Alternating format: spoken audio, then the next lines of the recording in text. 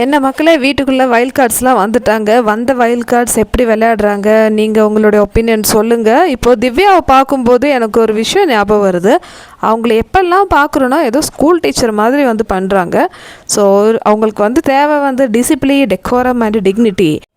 ஒரு மனிதனுக்கு இந்த மூணுமே இருந்தால் போதும்னு சொல்லிட்டு தெரிஞ்சிட்ருக்காங்க நம்ம திவ்யா கணேஷ். ஸோ திவ்யா மார்னிங்லேருந்து எல்லார்கிட்டேயும் சொல்ல முடியாது, ஒரு குறிப்பாக ஒரு 3 பேரை சொல்லலாம். ஸோ யாரெல்லாம் பார்த்தீங்கன்னா பாரு, கமருதீன் அண்டு திவாகர்.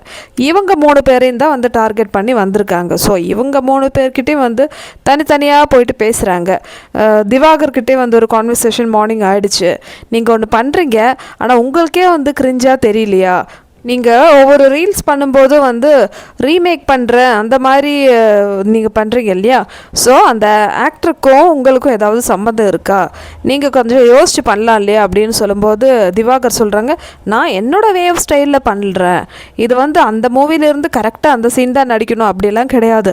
இது வந்து நடிப்பு, என்னோடய வேவ் திங்கிங்கில் நான் வந்து பண்ணுறேன் அப்படின்னு சொல்லிட்டு இவங்க 2 பேருக்கும் வந்து முட்டிக்கிச்சு காலையிலேயே.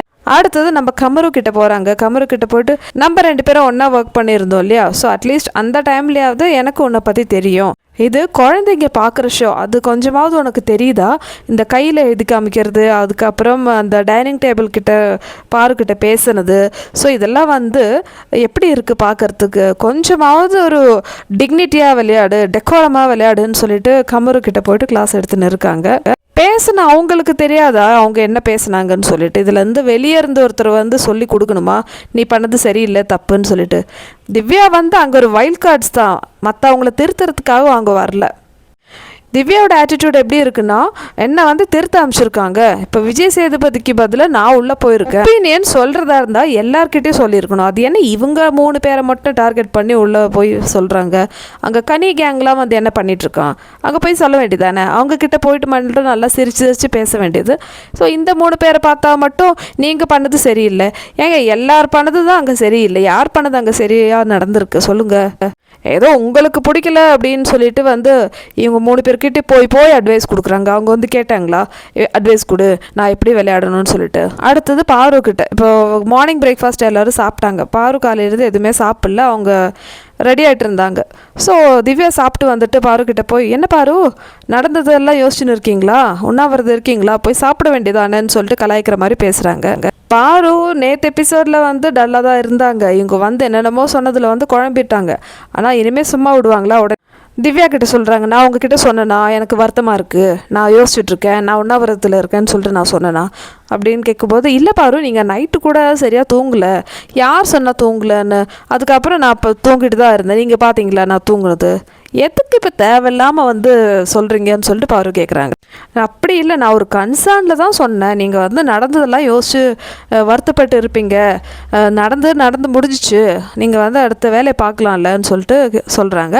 ஏங்க எனக்கு தெரியாத என்ன நடந்ததுன்னு சொல்லிட்டு எதுவாக இருந்தாலும் நான் தான் சமாளிக்க போகிறேன். நீங்கள் வந்த உடனே ஒரு விஷயம் சொன்னீங்கல்ல, உங்கள் வீட்டில் என்ன நினைப்பாங்க, உங்கள் ரிலேட்டிவ்ஸ் என்ன நினைப்பாங்க, அதெல்லாம் நான் பார்த்துக்கிறேன். என்னை பற்றி எங்கள் வீட்டுக்கு தெரியும், நான் சொல்லி புரிய வச்சுப்பேன், அது என்னோடய விஷயம்.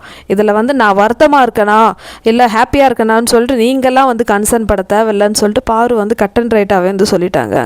அதுக்கு திவ்யாவோட ரிப்ளை, ஐயோ நான் அப்படிலாம் சொல்லலை, நீங்கள் வந்து கொஞ்சம் வரீடான மாதிரி இருந்தது, அதனால தான் சொன்னேன், தேங்க்யூ ஃபார் யுவர் கேரிங், ஒன்றும் பிரச்சனை இல்லை, நான் வேணும்னா சாப்பிட்டுப்பேன் இந்த மாதிரி சொல்லிவிட்டு பாரு வந்து கான்வர்சேஷன் முடிச்சுட்டாங்க. ஸோ திவாகரும் அந்த டைம் அங்கே தான் இருந்தாங்க, திவாகர் வியன்னாலாம். ஸோ திவாகர் சொல்கிறாங்க, சும்மா எதுக்கு எடுத்தாலும் வந்து இந்த பொண்ணு வந்து ஏதாவது ஒன்று சொல்லிடுது. ஸோ இந்த பிரச்சனைலாம் வந்து காலையிலே போட்டிருந்தது. ஸோ இதெல்லாம் தான் வந்து நம்ம ப்ரமோவில் பார்த்தோம். பாரு வந்து மார்னிங் ஆக்டிவிட்டியில் சொல்கிறாங்க.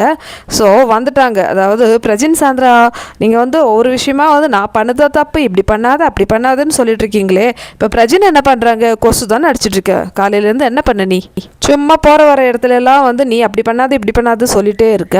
ஸோ இந்த சொசைட்டியில் வந்து 4 பேர் 4 விதமாக சொல்லுவாங்கல்ல, அந்த 4 பேர் நீங்கள் தானே அப்படின்னு சொல்லிட்டு பாரு செம்மையாக கலாய்ச்சி விடுறாங்க. ஸோ இது பார்க்கும்போது என்னோடய மைண்ட் செட் எப்படி திரும்ப இருந்தது, வைல்ட் கார்டு நினச்சிருக்காங்க நம்ம பாருவை போய் வச்சு செய்யலான்னு சொல்லிட்டு. தப்பு, பாரு உங்ககிட்ட மாட்டல, நீங்கள் தான் பாருக்கிட்ட மாட்டு இருக்கீங்க. ஸோ இவ்வளோ நாள் வந்து நீங்கள் பார்த்துட்டு உள்ளே போனீங்க இல்லையா, இப்போ இனிமேல் தெரியும் என்ன நடக்குது உள்ளன்னு சொல்லிட்டு.